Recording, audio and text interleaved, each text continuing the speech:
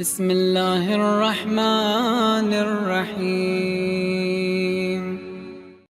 یہاں پہ حدیث معصوم ہے، ہمیشہ ذکر بھی وہ کریں جو معصوم سے منقول ہو۔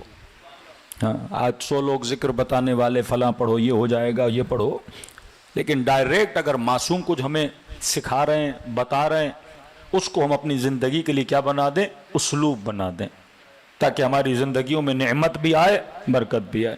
مولا فرماتے ہیں عجبت لمن فزع من اربعہ، مجھے حیرت ہے لوگوں پر جو زندگی میں 4 مشکلات میں گرفتار ہوتے ہیں اور اللہ کا یہ ذکر نہیں کرتے۔ اگر یہ ذکر کریں ان کی زندگی کی یہ 4 مصیبتیں کیا ہو جائیں؟ مشکلات دور ہو جائیں۔ فرمایا کیف لا یفزع الی 4 4 چیزوں پہ اگر مشکلات میں گرفتار ہو۔ لفظ مشکل، بزنس کی مشکل ہے، گھر کی مشکل ہے، روڈ پہ جا رہے ہو، کوئی پریشانی آپ کے اوپر آ پڑی ہے، فرمایا کتنا اچھا ہو جب ان مشکلات میں گرفتار ہو تو کہے حسبنا اللہ ونعم الوکیل، کہ اللہ ہی میرا وکیل ہے، اللہ ہی میرا حساب و کتاب کرنے والا ہے، میرے لیے کافی کس کی ذات ہے؟ پروردگار عالم کی ذات ہے۔ مولا فرماتے کیوں؟ کیونکہ فإنی سمعت اللہ عز وجل یقول بعقبہا، میں نے خود سنا خداوند متعال سے کہ خدا خود کہتا ہے کہ جو یہ کہے حسبنا اللہ ونعم الوکیل فانقلبوا بنعمت من اللہ وفضل، اس جملے کے کہنے کے بعد خدا اس کی زندگی کو نعمتوں اور فضل و کرم سے مالا مال کر دیتا ہے۔ جب بھی کوئی مشکل ہو زندگی میں، پریشانی ہو، یہ ذکر آپ کی زبان پہ ہونا چاہیے، حسبنا اللہ نعم الوکیل نعم المولا ونعم النصیر۔ پھر فرمایا عجبت لمن اختم کیف لا یفزع الی قولہ، مجھے تعجب ہے مولا فرماتے ہیں اس انسان پر جس کی زندگی میں غم ہے، بے انتہا غمگین ہے، کوئی ایسی مصیبت آئی اس کا دل ٹوٹا ہوا ہے، کسی سے دل نہیں بات کرنے کا، اتنا غمگین ہے کہ جب غمگین ہے تو یہ کیوں نہیں کہتا لا الہ الا انت سبحانک انی کنت من الظالمین۔ جناب یونس کتنے غمگین تھے، تک و تنہا تھے، اللہ نے کسی نبی کو اس طرح قید نہیں کیا جس طرح یونس کو کیا، اور سوچتے ہو کس وجہ سے کیا؟ اپنے بندوں کی وجہ سے کیا۔ اتنا خدا اپنے بندوں سے پیار کرتا ہے۔ حضرت یونس نے اتنی تبلیغ کی، اثر ہی نہیں ہو رہا، آخر میں اللہ کا نبی غضبناک ہو کہ خدا میری قوم پہ عذاب نازل کر۔ اللہ نے کہا 1 ہفتے کے بعد میں عذاب بھیجوں گا، اور جیسے خدا نے کہا بھیجوں گا، اللہ کے نبی نے 1 ہفتہ صبر نہیں کیا، کیونکہ نبی کا وجود باعث رحمت ہے۔ خدا جب عذاب بھیجتا تھا پھر نبی کو کہتا تھا اس بستی سے باہر چلا جا، تو رہے گا تو میں عذاب نازل نہیں کروں گا۔ اب 1 ہفتے کی مہلت بھی تو تھی نا، 1 ہفتہ بھی حضرت یونس محنت کر سکتے تھے، زحمت کر سکتے تھے، ایک بندے کو عذاب سے بچائیں، لیکن 2-3 دن میں یونس نکل کے چلے گئے۔ فَوَزَّنُونَ ذَهَبًا مُغَاضِبًا أَن لَّن نَّقْدِرَ عَلَيْهِ، وہ مچھلی کا ساتھی غصہ کر کے نکل گیا اور یہ سمجھا کہ ہمارا ہاتھ اس تک نہیں پہنچتا۔ فرمایا ہم نے مچھلی کے پیٹ میں اسے کیا کر دیا؟ قید کر دیا۔ اور کتنے دن بعد کہتے ہیں 40 دن بعد کہتے ہیں زیادہ، جب حضرت یونس کو مچھلی نے باہر نکالا، کھال اتنی نرم ہو چکی تھی کہ نہ دھوپ کو برداشت کر پا رہے تھے۔ 40 دن کوئی بندہ ایک ایسی جگہ پہ بند رہے، اور کس طرح نکلے؟ جب یہ ذکر پڑھا، حضرت جبرائیل نے آ کر سکھایا کہ کہو لا الہ الا انت سبحانک انی کنت من الظالمین۔ بڑی سا بڑا غم ہو، مولا فرماتے ہیں عجب، تو مولا فرماتے ہیں مجھے تعجب ہے، یہ بندہ غمگین ہے، کبھی اس کے در پہ جاتا ہے، کبھی فلاں کے در پہ جاتا ہے، جو در باعث نجات ہے اسے تو پکارتا ہی نہیں ہے۔ مشکلات ہوں تو کہو حسبنا اللہ نعم الوکیل نعم المولا ونعم النصیر۔ غمگین ہو جاؤ، بیٹی کا غم ہے، بیٹے کا غم ہے، مال کے چھننے کا غم ہے، کوئی بھی غم ہے۔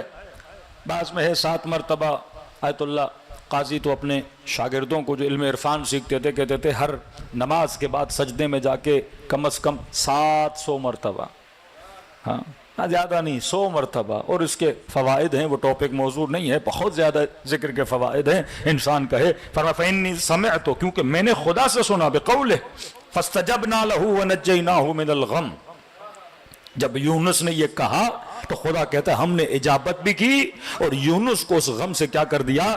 آزاد کر دیا۔ تیسری چیز فرمایا عجبت لمن مکر بہ کیف لا یفزع الی قولہ، مجھے تعجب ہے اس انسان پر جسے یہ ڈر ہے کہ مجھے کوئی دھوکہ نہ دے۔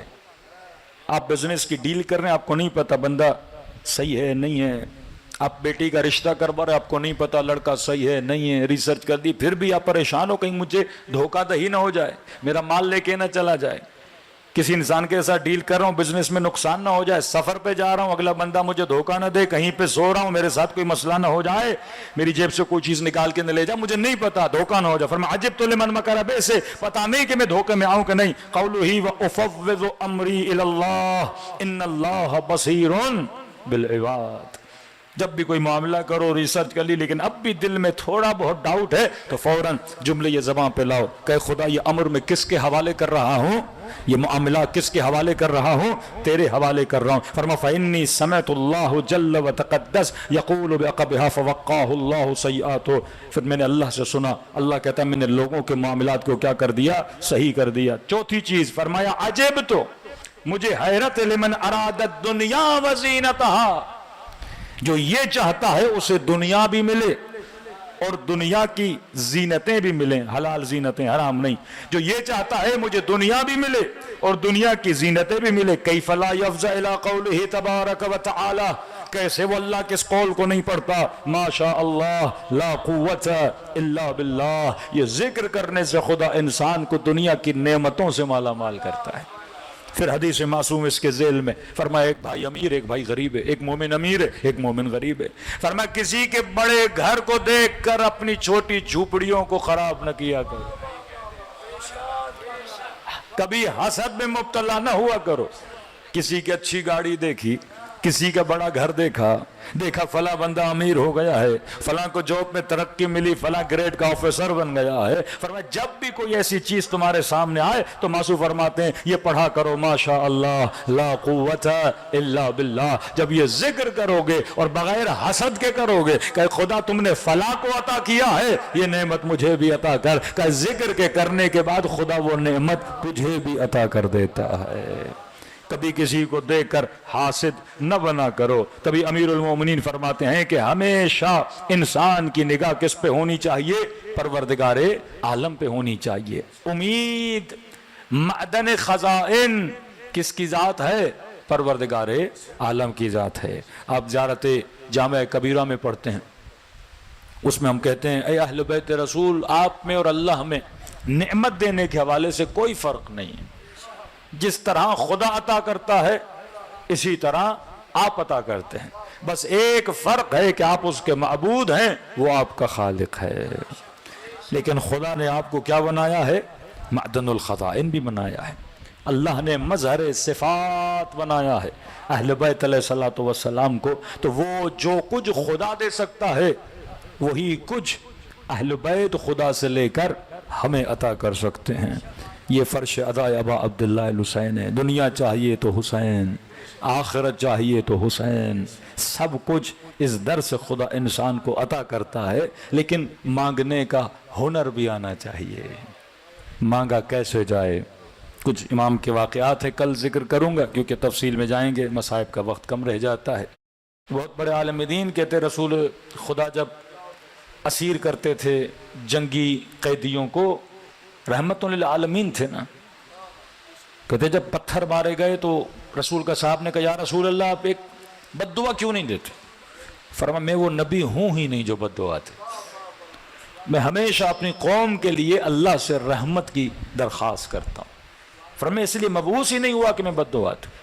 یہودی قیدی لکھنا پڑھنا آتا تھا، نبی کہتے تھے 10 لوگوں کو لکھنا پڑھنا سکھاؤ آزاد کر دوں گا، کہتے یہ ڈیلی آتا تھا سکھاتا تھا، کئی دن گزر گئے نہیں آیا، نبی نے کہا کہاں گیا یہ جوان؟ کہ یا رسول اللہ سنا ہے بیمار ہو گیا ہے، کہ چلو اس کی عیادت کے لیے چلتے ہیں۔ اس کے گھر پہنچے، بستر پہ بیمار، سمجھ گئے آخری وقت اس کا حالت احتضار ہے، مر جائے گا۔ نبی اس کے سرانے پہ بیٹھے، یہودی قیدی ہے، رسول نے فرمایا تیرا کئی مسلمانوں پہ احسان ہے، تم نے لکھنا پڑھنا سکھایا ہے، مصطفیٰ بھی تجھ پہ احسان کرنا چاہتا ہے۔ فرمایا آخری وقت ہے کلمہ پڑھو، مسلمان بنو، شہادتین کہو، میں تجھے جنت کی طرف بھیجنا چاہتا ہوں. کہتے جوان بے ہوش ہوتا تھا پھر ہوش میں آتا تھا. جب رسول نے یہ کہا اس نے ایک نگاہ رسول کو دیکھا، اس کے ماں باپ کھڑے تھے اس کمرے کے اندر، اس نے پھر ایک نگاہ اپنے باپ کو دیکھا پھر بے ہوش ہو گیا. نبی سمجھ گئے دل تو ہے ماں باپ کے سامنے کیسے کہے، شرمندہ ہو رہا ہے. پھر اس کی آنکھیں کھلی، نبی نے پھر دعوت دی. اس کا باپ سمجھ گیا، بیٹے کے قریب آیا، کہا بیٹا اگر تیرا دل ہے محمد کو ماننے پہ میں تجھے نہیں روکوں گا. اگر تیرا دل ہے میں تجھے نہیں روکتا. جیسے باپ نے کہا اس نے رسول خدا کو دیکھ کے کہا اشہد ان لا الہ الا اللہ واشہد ان محمد رسول اللہ. میرے استاد کہا کرتے تھے جو ایک یہودی کے لیے رسول اتنا پریشان ہو، جسے آخر دم تک کلمہ پڑھوا رہے ہیں، اور جیسے اس کی روح بدن سے نکلی، اس کے والدین کو کہا اس کے جنازے کو ہاتھ نہیں لگائیے گا.